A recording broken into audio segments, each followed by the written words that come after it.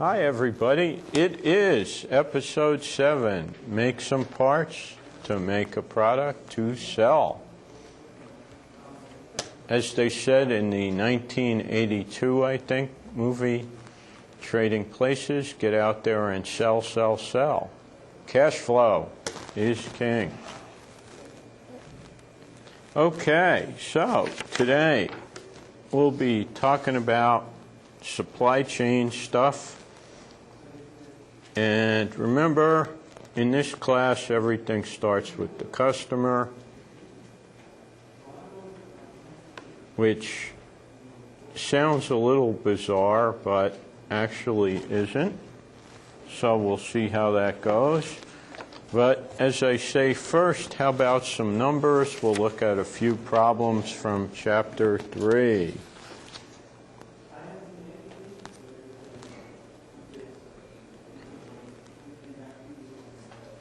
Problem 21 is on page 144, and it says some mythical hospital in St. Clair County. Sounds like Michigan or Wisconsin or something, right? Assessing their need for nursing staff, they have some pattern and forecast of patients, and they have some idea of how many nurses they need per patient. Okay? Why is this an issue? Nurses are pretty mobile employees. They can actually leave your place of employment and go to another one and get more money. Which is, people, essentially, if you have people with transportable skills, making sure you have good work schedules is sometimes a helpful ploy for keeping people from transporting their skills. All right? Now, you might say, hey, I'm in an IE class, but it turns out that healthcare is a big growth industry for industrial engineers. So keep that in mind. Obviously, the concern is you need to have enough people, but not too many people. And any of you who have ever been in the hospital, who have rang a buzzer hoping for some help, would really like there to be help, right? Okay, we're all cool with that. Let's take a look at the spreadsheet that I created.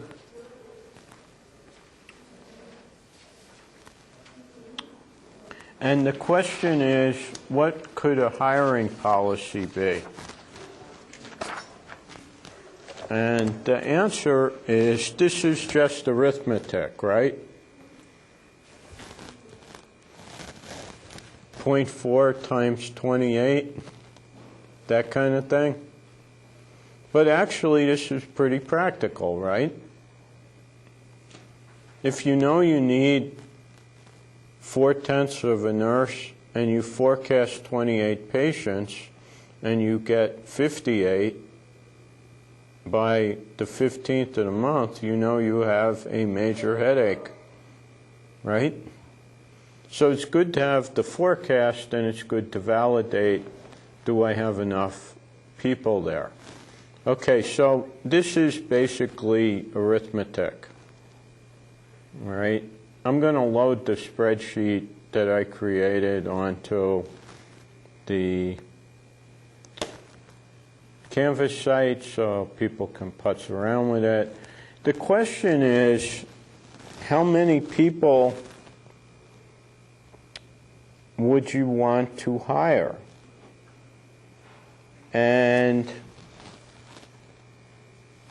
we know we have a problem here, because all of a sudden we need a lot more nurses.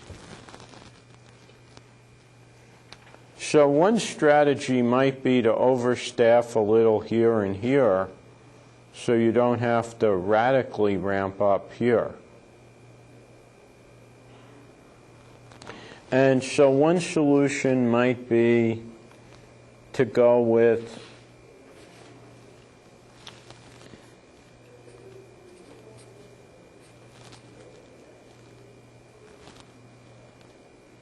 if I started with 95 instead of 92, 10% would add another 9, so that would be 104.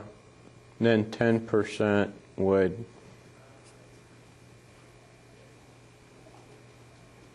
and what about April? No need to worry. Why? We're here in December or something, right? Forecasting this. By January, the April forecast probably went ding, ding, ding, ding up.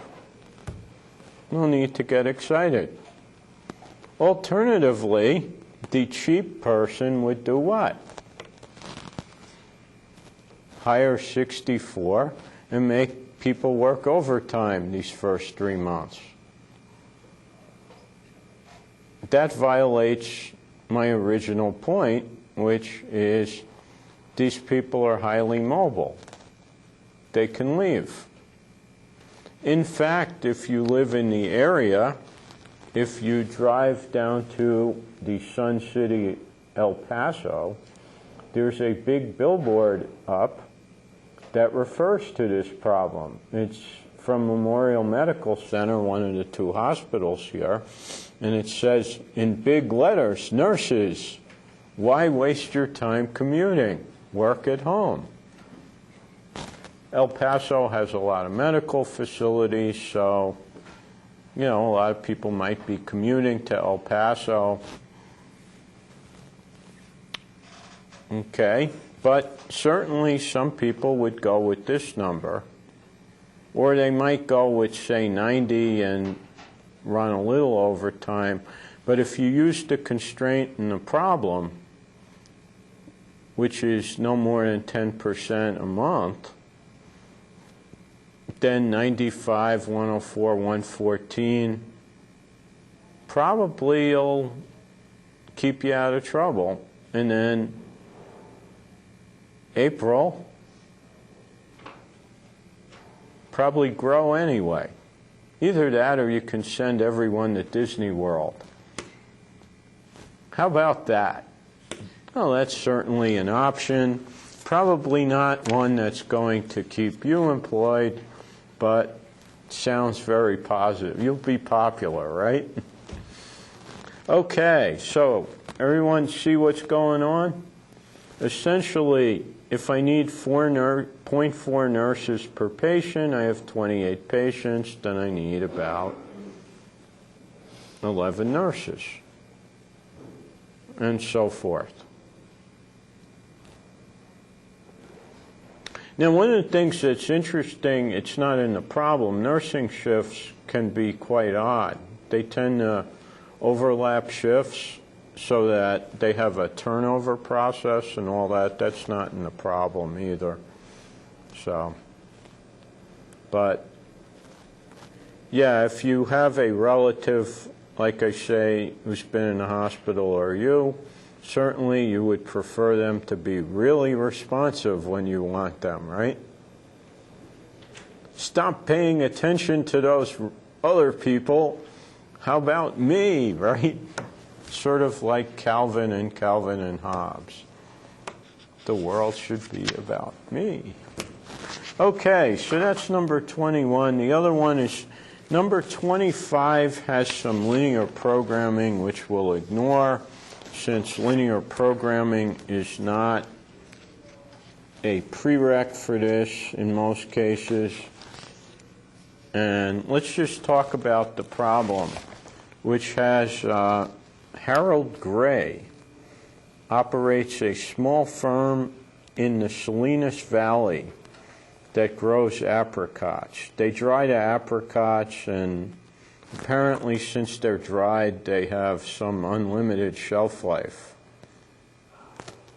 I can't comment. I wouldn't know. Okay, so you have workers, they stay on the job for a year, he has 3 on the payroll.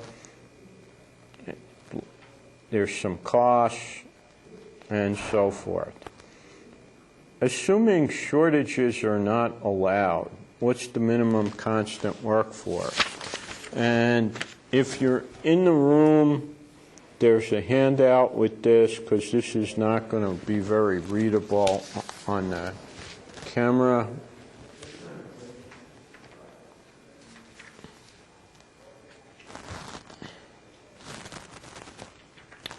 Okay. Hey, great. It is kind of readable, huh? Yeah, not bad. Wow. All right. A shout out to our intrepid camera operator on that one. Okay, so 30 unit, they picked 30,000 whatevers of apricots a year. The cumulative, since they can overlap into the next year with these dried things, then the cumulative units per worker, then you have the net forecast demand. Where's the 280 come from? It's not in the problem. Answer, 20,000 on hand. It is in the problem. Okay? So this is the net forecast. The number of workers you would need per year, given the yearly demand, if we chased demand with workers, would be 280 over 30 gives me 10 workers, right? Since you can't have a third of a person out there picking apricots, they have to work for a whole year, according to the problem. 4745. Now, actually, the minimum you need is calculated. You take the cumulative net, divide by the cumulative units. The actual minimum number you would need is 10, because that's the highest year's requirement. And what would you do? Hope you put your 10 people on the payroll, and you account for some of them leaving, or not. Or you hope that dried apricots become popular. Sounds great, right? Okay, so any event,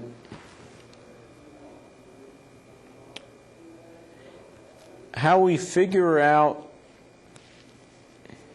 what we need done is we figure out our total ending inventory versus net demand, right? And that would be, the rough equivalent is the workers all produce 30 units a year. So if I have 10 people out there, they do 300 units. If my demand is 280, great. That leaves me 20 left over. So I have to account for those as an inventory cost, right? Because what do you do with these units? Give them to friends and relatives as Christmas gifts? Not a good idea. They're probably sick of dried apricots, right? Okay, so you got to account for it. So any event, the cost, he has to hire 7 people for year 1 because he has 3 on staff in the problem. So he has X dollars in hiring costs, then he has potential severance costs, then he has his inventory costs, and then he has to pay them. Now, of course, what that's actually, this equation, when you look at the spreadsheet, what you'll see is 500 times 7 plus 0.04 times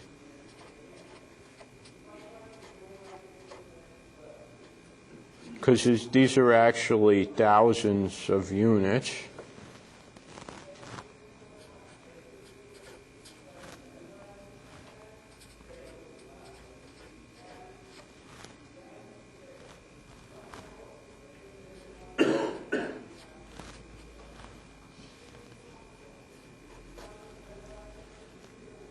That's where this number comes from. You have 10 people working for 5 years. You have this much in total inventory costs, and you have this much in hiring costs.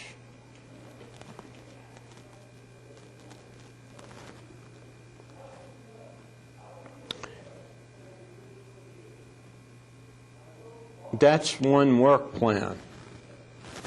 All right? Could I do it cheaper?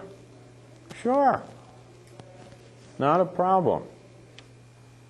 In fact, the next page is an example of what I could do.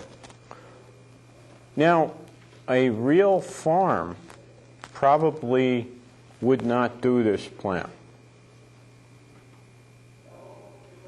Now, I famously said some years ago when doing an ag project, I told someone from the agricultural college, I said, no one could easily exceed me in ignorance of agriculture, but I can recognize a thesis when I see one. Someone was doing a thesis project that had a overlap in the ag college, and they needed me to advise the guy. And I said, I can help him with the thesis, but I have no idea if the product itself works or not.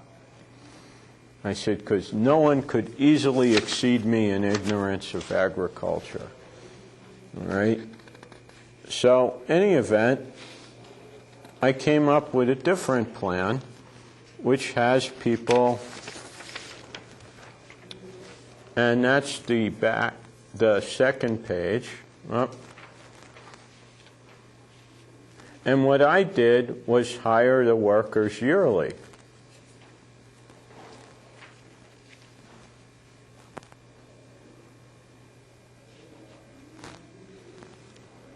So I forecasted the number of workers I needed for each year. Then what did I do? At the end of the year, I said, good luck next year. There were 10 of you. The best 4 of you can stay for next year. And then the following year, I said, wow, I need 3 more. Now, if you're working in for say, like some aerospace company, this is sort of the model you're actually working in. We have a contract, let's hire right now. Then we lose the contract, we don't need you anymore. Okay? So what I did to illustrate this, now I don't necessarily recommend this as a strategy, but what you could do is hire the people at the beginning of the season and terminate them at the end, and they get their $25K, right? This reduces our costs, even with the higher cost and the severance cost, this reduces our cost quite a bit, doesn't it?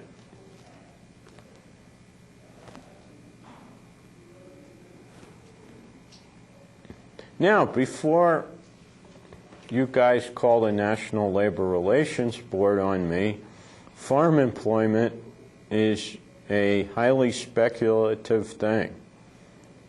That much I do know. So this might be a perfectly reasonable strategy.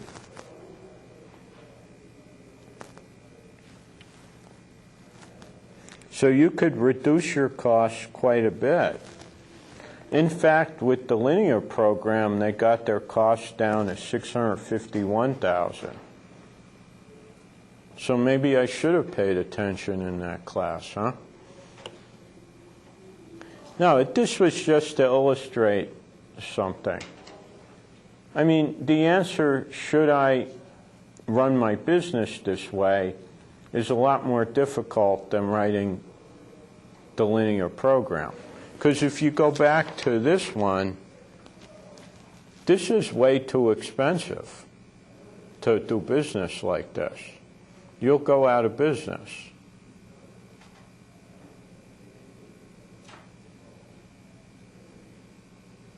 The problem with all of this is, of course, it's pretty speculative on this demand forecast, which goes up and down quite a bit, right?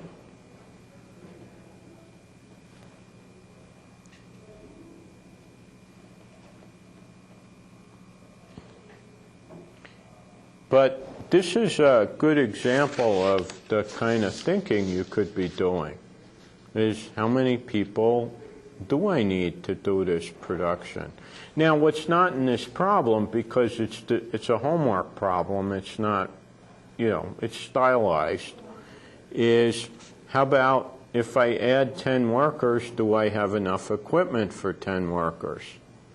Do I have enough facilities for 10 workers, and so forth? And what do I do with that equipment when I go down to 4 workers? The other thing that's kind of important to think about is the drop from 300 to 120, right? The original 300 forecasted plus taking out the 20K on hand. That's also a problem. That's a big drop.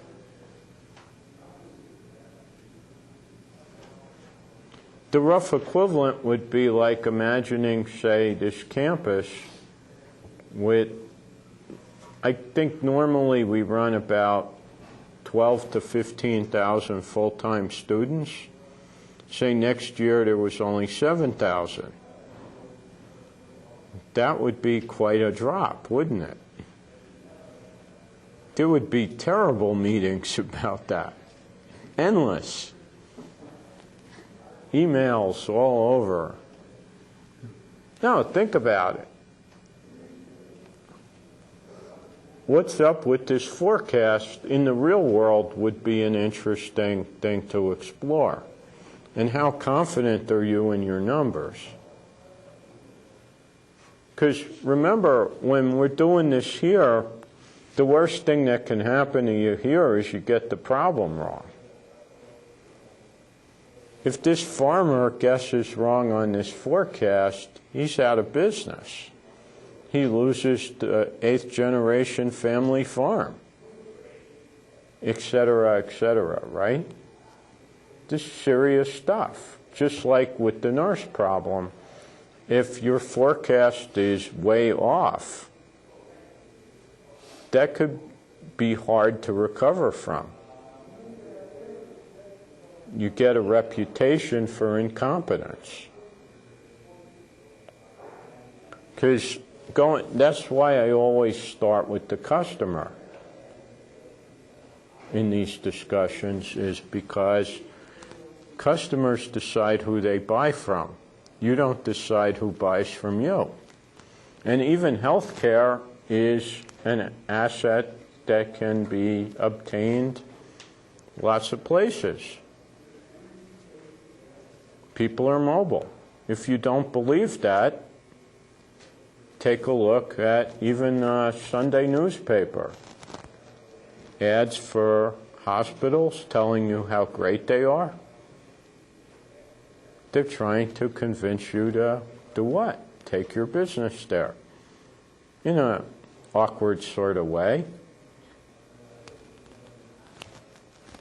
In one newspaper in the sports section, I always see an ad for a sports medicine orthopedist. We'll get you back on the court. Okay, so questions. Everyone got the idea? Looks good. I'll load these onto Canvas in the next day or so you have them. You can screw around with them. See, but one of the things we're looking at with a problem like that is the idea that we're providing a service in some form, and what does it cost us to provide it? Because even something like healthcare is aggressively priced now. So if you follow the various discussions on healthcare in the U.S., and once you get past the bloviating about Affordable Care Act versus some other single-payer option versus some other fantasy versus a third fantasy, you find out that pretty quickly nobody wants to admit what's really happening. So, since I'm not an expert on healthcare policy, I'll leave my opinions off camera, but fundamentally, cost of healthcare is a big problem. And if you live in Cruces here, you can prove that to yourself by taking a jaunt out to East Lomond. In the last 5 to 10 years, the amount of medical facilities that have been built out there are unbelievable. I mean, I thought, I was on my way, there's a recycling place out there, and I was going to go dump some cardboard boxes, and I found out there are more medical offices being built all the time. And all of that costs money, so somebody has to be buying health care. Okay, let's talk about the supply chain. How do you get stuff to do what you do? Now, if you're in the software business, supply chain is what? Pretty limited, right? On the other hand, even if you're a software guru, you write apps for a living, how does the customer get your app? They get it from, I get mine from Google Play and the iTunes Store, depending on which device I'm downloading them for, right? That's a supply chain. The costs associated with that are important to your business. So even in the software world, for the many software entrepreneurs out there, supply chain is important. So why do we talk about this?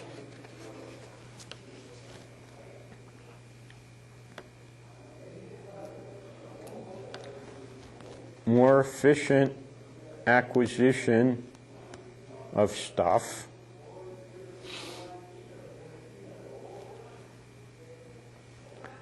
It wouldn't be a college class without discussing the lean environment. On a more practical sense, you've got to have stuff to make your product. If you're building a house, it's hard to do it without lumber, right? Nails, tools, roofing supplies, etc., plumbing supplies, and so forth. Tough to do it, and the way you spend money has a lot to do with how you make money, or whether you make money at all.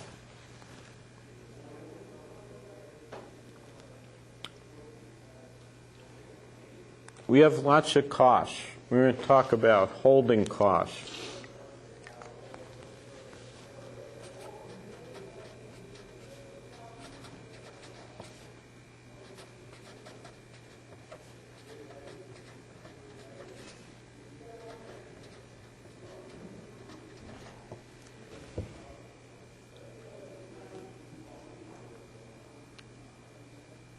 A few weeks ago when we got started, I mentioned going to the supermarket and buying cereal.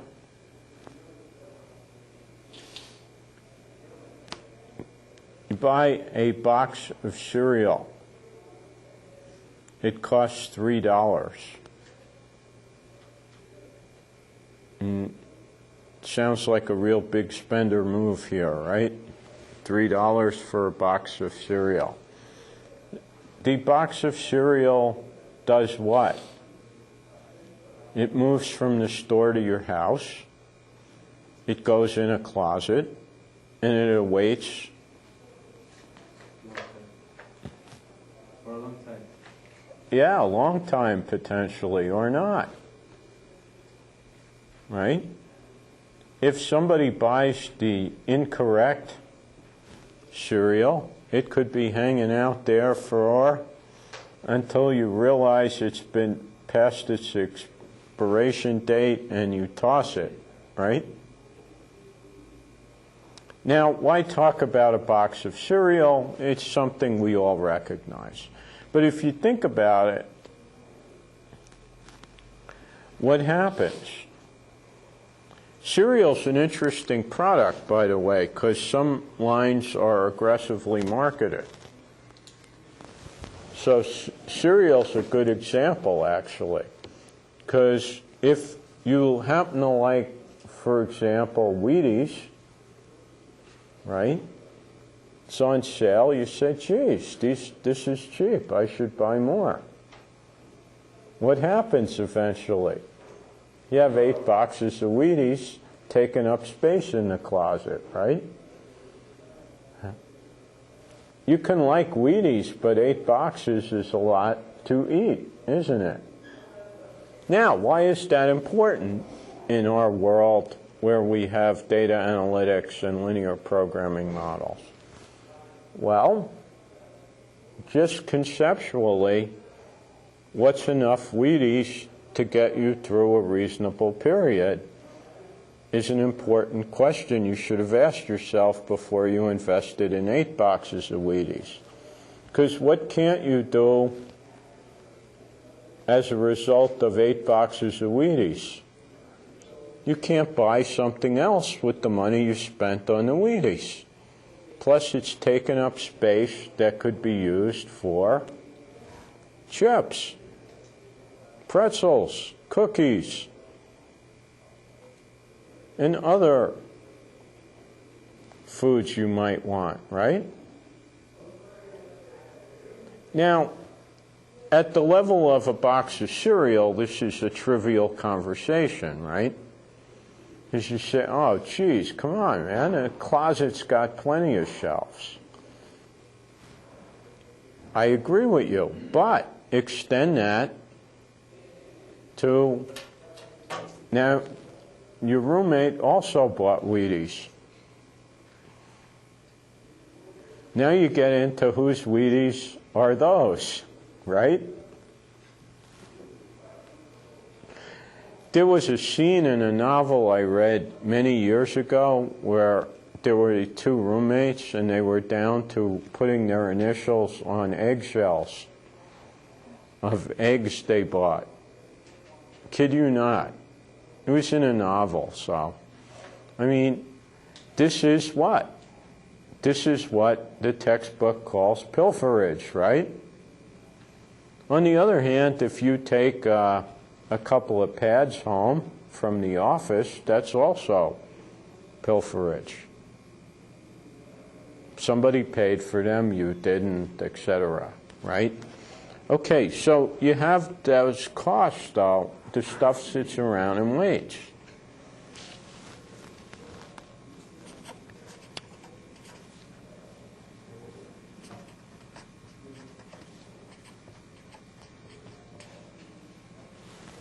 The space for the stuff costs money. It could be used for something else, right? Every so often somebody stops by my office and looks in and says, wow, there's a lot of space in here. And I say, yes. Regrettably, there's no back door, though. There's only one door in. And the way that the architects laid out the building, for whatever reason, my office is way bigger than the average department head office, around campus, which people have noticed, and I always say, that's because I'm important. And they say, what? And I say, you bought that? Oh, man. You know, because what do you say? I mean, the person designed the office. They didn't lay out the office area well. Okay, they wasted space. Is it a big deal? Not really. I mean, telling people that's because I'm important is entertaining. Because usually the person who would make that observation is also easy to catch with that response. You know, it's like it's sort of like when a coach tells you not to go for this fake, and the first thing you do is go for it. I mean, it's perfect. But the space you put the Wheaties in, like I say, you could use for more valuable supplies, like chips, salsa, queso, right? In a real factory or a real facility, where do you put the stuff? Because you're paying rent on that space. Because this is space that your cost includes. So if you think about it, as we think about costs, we have to be able to model what it's costing us to keep stuff in stock.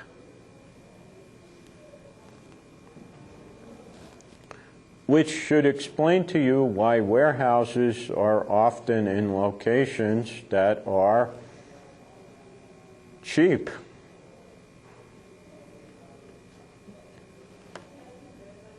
You're not likely to locate a lot of storage space on, say, like, I don't know, Rodeo Drive in Beverly Hills, right?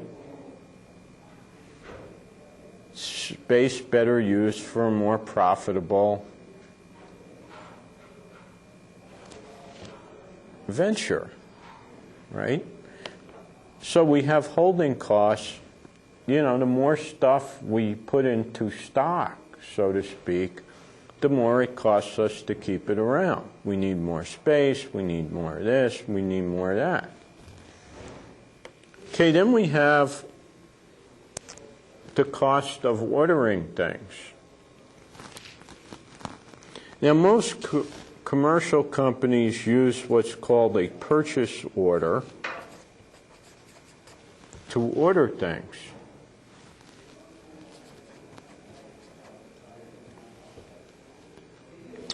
So we'll talk about order costs. Each time we process an order, there's some cost associated with processing it. We have to talk to the vendor, we have to read a quote, we have to type things into the system. Not a lot of costs these days, but still, there's costs associated with doing a purchase.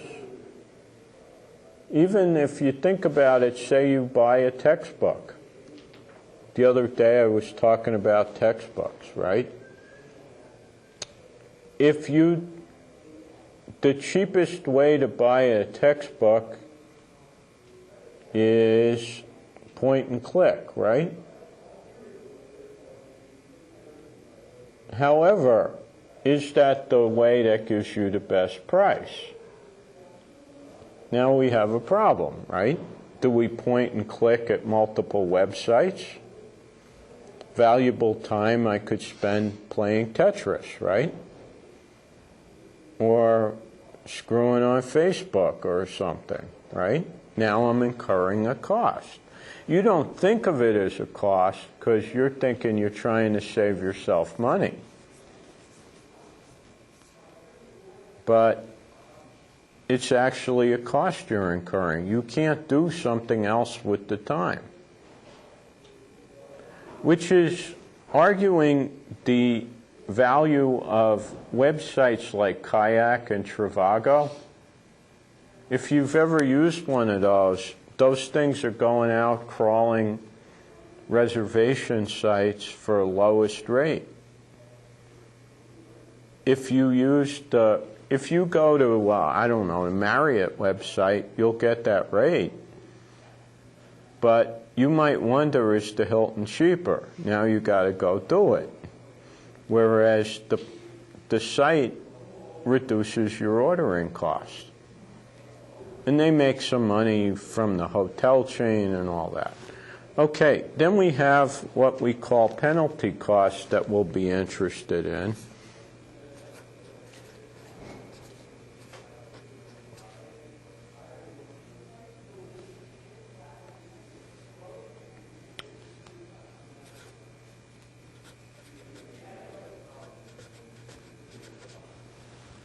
Related to stockouts. A stockout means what?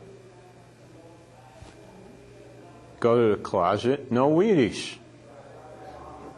The cost of that is potentially significant. Yeah, probably not with breakfast, but what would you probably do? Instead of having Wheaties, you would buy a burrito on the way in. Now that's $4 you spent that you weren't going to spend. And again, at the level I'm talking about it, it sounds pretty trivial. Like you're about to say, oh man, come on, $4, right? But you have to take this at a very large scale. If we're talking about, say, thousands of parts that go into a large system, now stockout costs can be really significant. If there's no Wheaties in the closet, okay. If it's near pay time and you don't have $4, maybe there's some pretzels, right? And the storage space freed up by buying less Wheaties.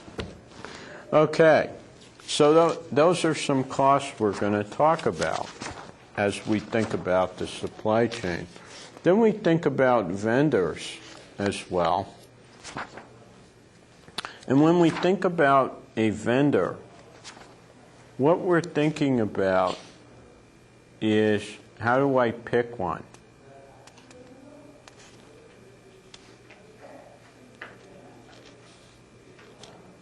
How do I know the vendor will perform? What services?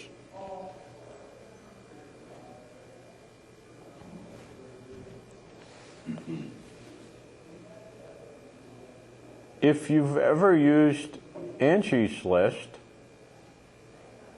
then you have a list of someone who's trying to help you do what? Pick a reliable vendor. Now, when it comes down to buying, for example, Wheaties, there's a large selection of vendors, isn't there? In town here, you have Albertsons, you have the Lowe's store on Missouri. You could probably get them at virtually, what are we up to, about 4 or 5 Walmarts now? There's that 24-hour supermarket one, too. I mean, getting Wheaties is hardly a challenge for picking a vendor. However, you will notice that you've developed preferences about where to go for things, right? And usually it's because they have what you want at a price you want to pay. Now, extend that to, say, for example, say you're working on, I don't know, an aircraft project, and you need 7075 aluminum for extrusions. If you need, like, a 6-foot piece, you have one problem. If you need, like, a railroad car load, you have a different problem, right? And usually when you're thinking about Wheaties, you know, you think about a discrete item, everyone has it, what's the big deal, right? You know, you would wonder, why is he even bothering? Well, because Wheaties are a nice product to talk about. Or if you prefer, Fruit Loops. Whatever. But now imagine you need a couple of railroad car loads. Now you have a different problem, don't you? So one of the things in the technology end especially is, how do you pick a vendor? And of course, we can talk about ISO registered,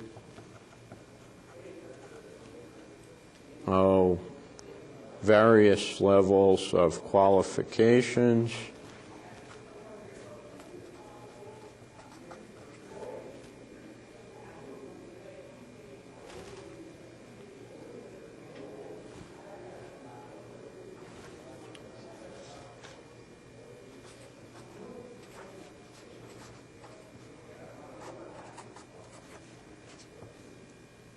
When we talk about guarantee, we're looking at price, delivery.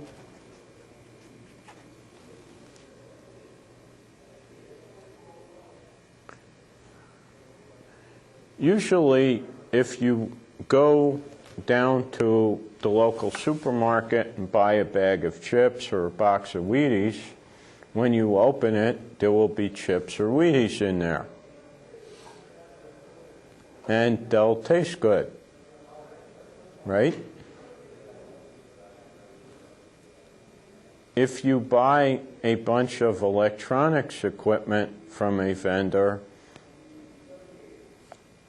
you need to know that when you install it in your system, it will turn on. To put it somewhat crudely, it has to work. If it doesn't work and your system gets to the customer, you incur a quality cost that can be quite significant, right? Think about it this way. You buy a car, it's got, I don't know, satellite radio, Bluetooth, 4G, right? All that stuff has to work. It's expensive to rip out those radios, isn't it? If you've ever done one, then you know the dealer doesn't want to. They want the radio to work. So how do you guarantee things are going to work? What services might a vendor provide? And the reason for belaboring this is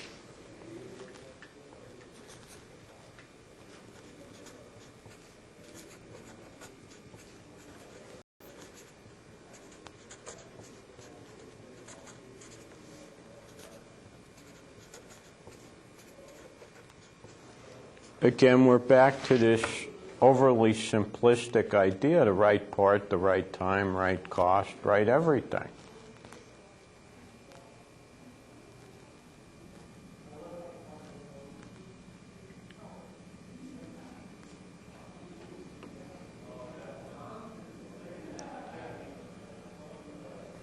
Because as we build a model, one of the things we need to know is that we're actually going to get what we bought. And it's going to come when it's supposed to, right? Otherwise, what does that do? It keeps us from delivering on time, or it increases our costs. Think of it this way. Imagine something is due on a Thursday by 5 o'clock, and you have 3 people in a group, and one person invariably is late. We have this problem all the time in the IE department. Faculty are notorious for being easily distracted. And they get off on whatever tangent they're on, right? So things don't get in. right? That causes, essentially in that case, I get to incur a bunch of costs. One, I have to listen to a person complain. Two, I have to listen to the other people who didn't get their thing complain. I get hateful emails. All of that, ruins the day, right? So what do? Well, you might tell people what? Deliver it by noon in hopes that you'll get it by 5 p.m. Correct? That's a standard strategy you've all used, right? If you've got a friend in your lab group who's notoriously late, you just tell them you need it the day ahead of when you actually need it, right? And hope they're responsive. And don't find out that you told them that. Because what do? If they find out, they wait till the last minute anyway, right? Well, the same problem is true here. Vendors are doing whatever it is they're doing, and sometimes they don't get to you, sometimes it doesn't get shipped on time, what have you. As a result, what's going on? There are all sorts of costs who trickle in. For example, if you need money to pay the vendor, you're holding on to credit longer, or you have to get it before you really need it just to pay them on time. So there is a lot of discussion of this. Quality vendors are a useful part of real life. Okay, and then we spend a lot of time on the idea of requirements planning. What will you need when? We do what's called pull and allocate. And this brings us to the most famous calculation in this business, which is called the netting calculation. It goes like this. We look at what we need. We account for what we have. And we release an order. Which sounds pretty mundane, doesn't it? But it sounds mundane as long as you're dealing with, like, buying a box of Wheaties, right? If, say, you were buying all of the parts that go into an aircraft, that would be a pretty complex problem, wouldn't it? And that's really what we're concerned about. So we take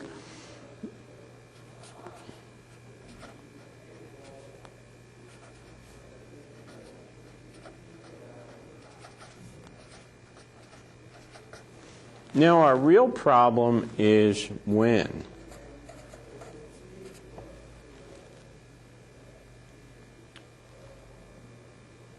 The when is what makes this tricky. If you need 11 parts of a certain type, because you have 9 on hand and you forecast using 20, that's no big deal, right? We can all say 20 minus 9 equals 11. That shouldn't be a problem, right? We have Excel, calculators, cell phones with calculators. We're good. What's the problem?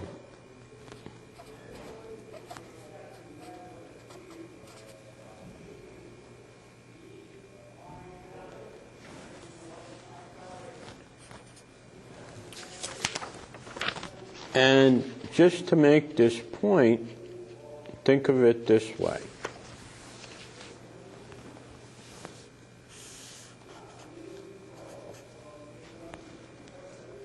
we draw a little schematic here.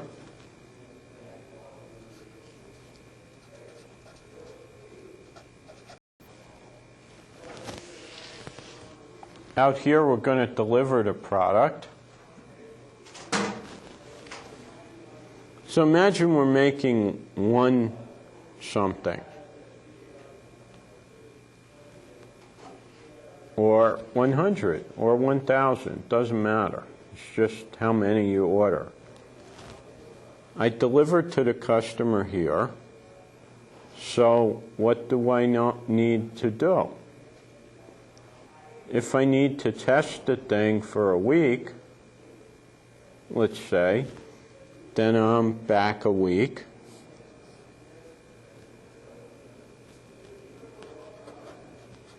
So it has to be ready here to be tested during here to be delivered there. Okay, notice I'm going backwards. Then, okay, so final assembly of my product takes how long? Don't know, right? Some fake mythical product. Well, let's say it takes 3 weeks. What does that mean? I need all the parts for the final assembly to be here 4 weeks in advance. This is called backwards or reverse scheduling. I'm scheduling backwards from the due date. So now I'm 4 weeks into the past, right? And we're down here somewhere. Draw a little stick, one of my famous stick people. We're over here. Here you are planning. Now what do you have to do? This means all the parts for final assembly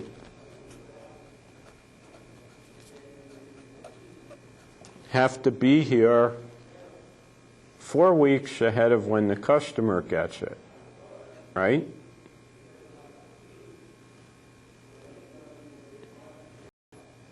Then I have, let's say, some period of sub-assemblies.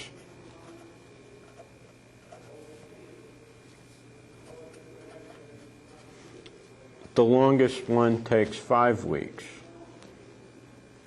Then maybe out here,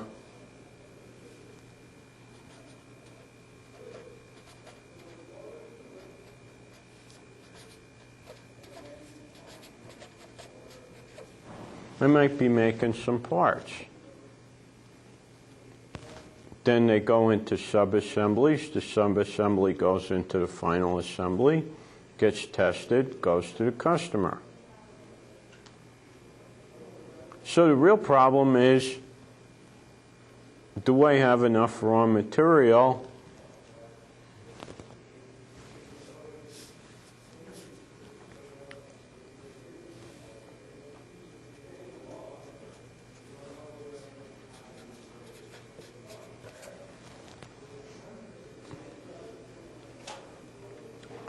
It's 11 weeks.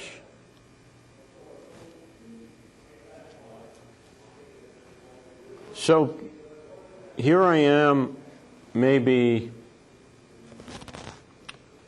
a couple of months into the way past, and I'm looking at delivering this thing to the customer 20 weeks from now, say. 30 weeks from now. So what do I have to do? I have to have raw material here at this point, piece parts here, sub-assembly and purchase parts here, final here, test it, off it goes.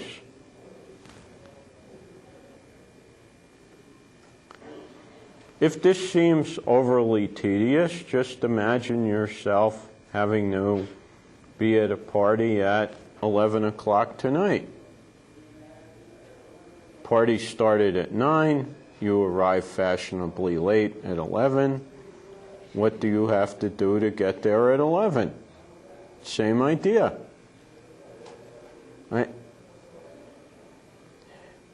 I can't tell you the amount of time I've spent talking with people from industry and national labs, and the time I spent in industry on this problem, and it all goes down to what do you need and when do you need it? If I want to be there at 11, I have to do the following.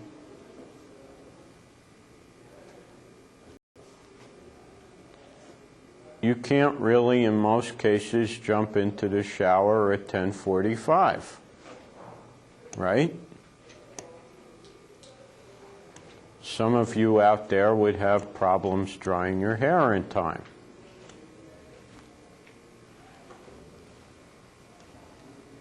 Some of us would just use a quick towel rub, right? But 10:45 means you're late for 11 o'clock. You still got to get dressed and get there. Same idea here. No matter how complicated we make this model, what happens is, as soon as I hit this point, I start incurring cost. And the cost grows and grows and grows and grows. And then one day the customer gets the product and they pay. And that takes the pressure off. So essentially, the real problem becomes how much do we order and when?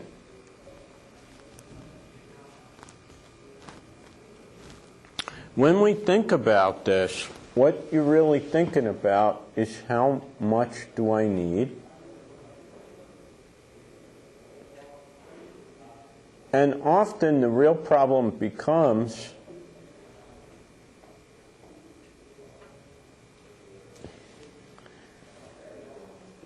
how much can I afford to buy?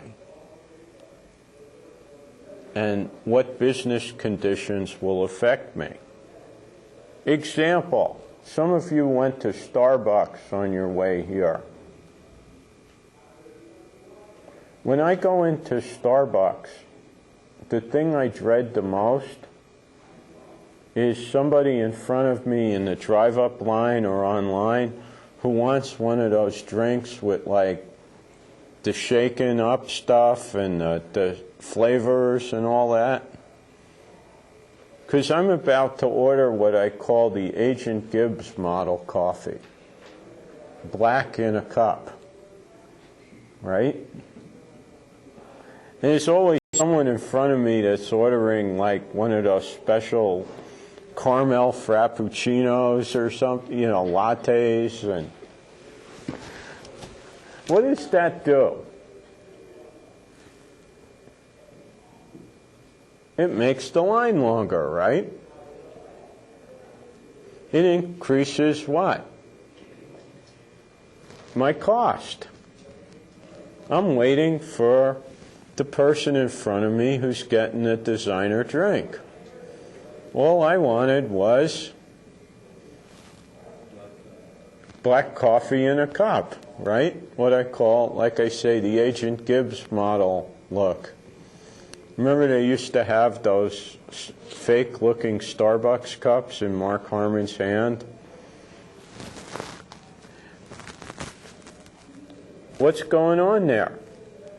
Coffee can be brewed somewhat in advance. Drinks with whipped cream can't be. Right? Same problem as this. If you are a Starbucks fan, they are worth some study. Actually, it'll help you with this kind of thing. Because their processes have to be as efficient as they can be. Because they have a lot of people going through those places. And there isn't a lot of room behind the counter, is there? It's a nice ie478 problem. How do you get people to move? It's a methods problem, right? But think about it. If you're ordering like caramel whatever frappuccino, and that's got whipped cream sprayed in it, then it's got to be put in a special cup with the dome lid, right?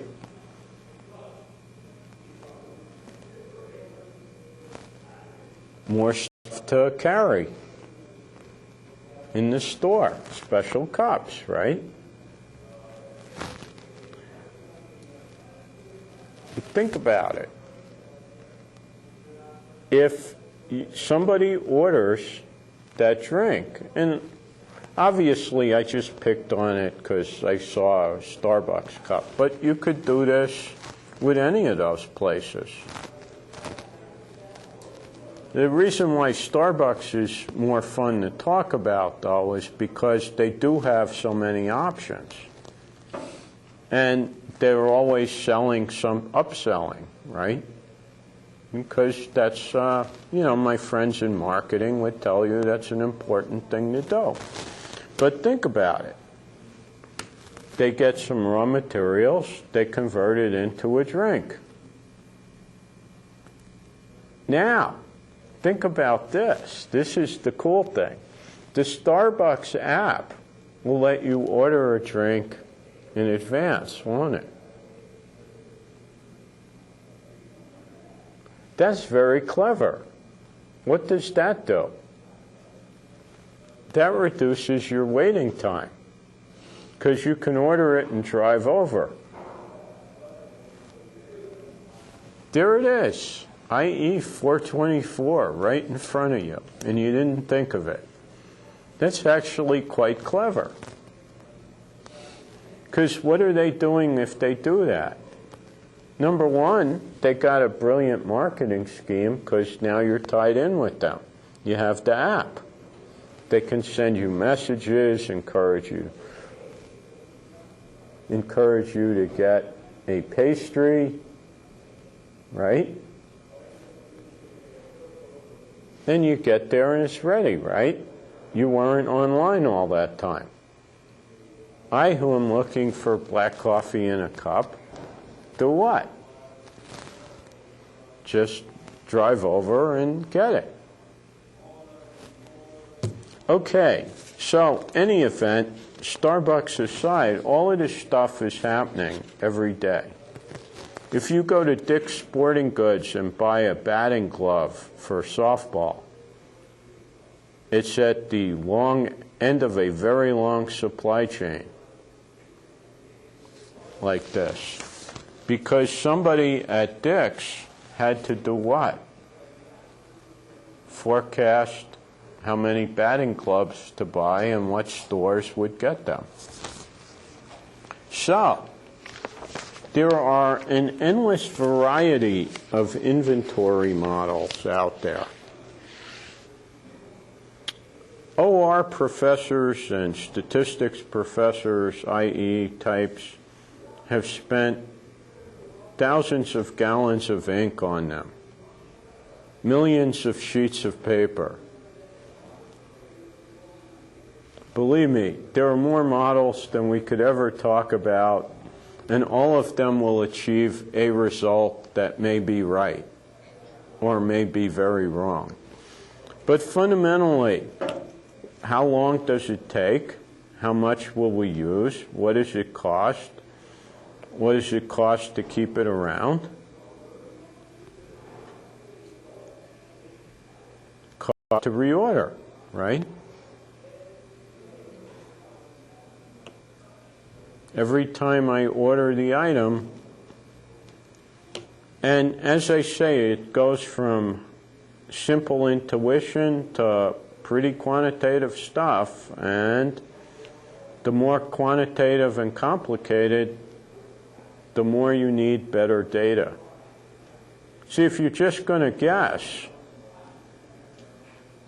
what happens? Just guess, right?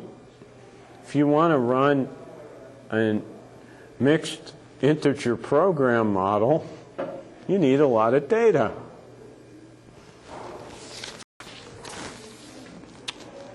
And for those of you who are undergrads, especially, what goes into the product is the engineering design.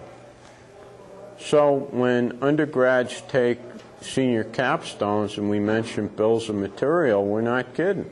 What goes into the product is really important, because we need to know what to order in order to order it.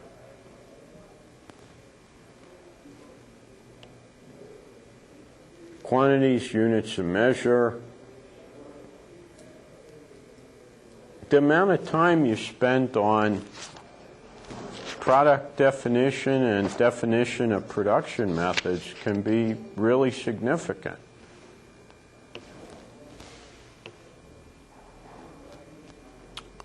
What goes into the product tells us everything about how to do this process.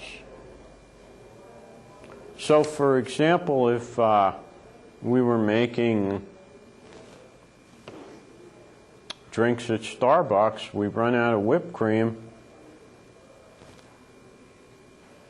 it's going to be a happy day for me, isn't it?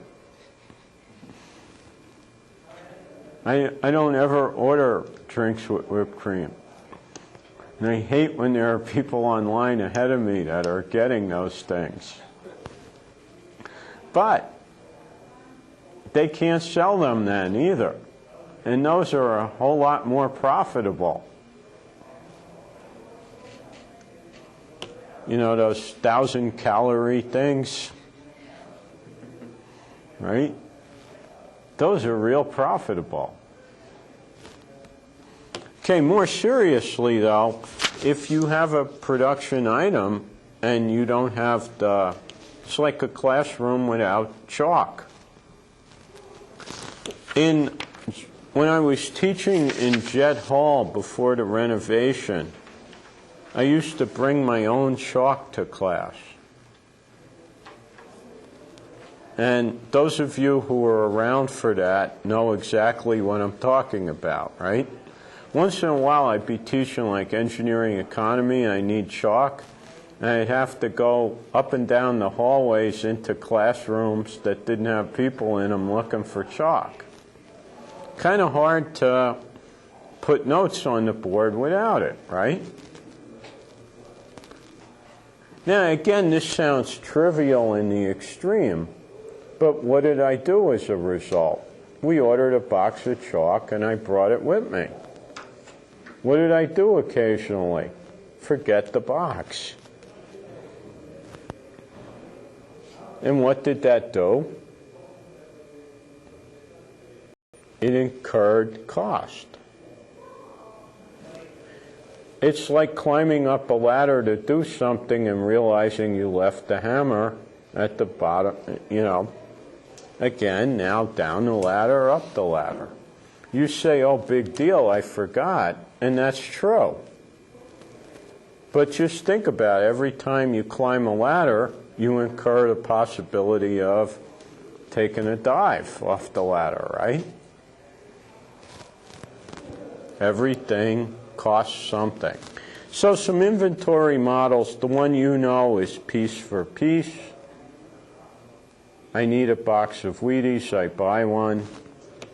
We'll talk about periods of supply, like get me a month's worth of something.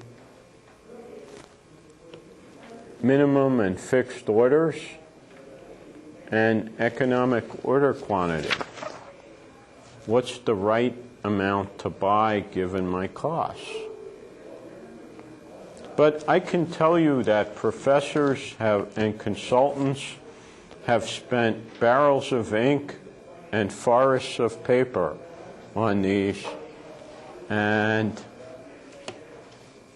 all of them will predict something. So with that, we are out of time. We'll see you next time. Have a good weekend, everyone.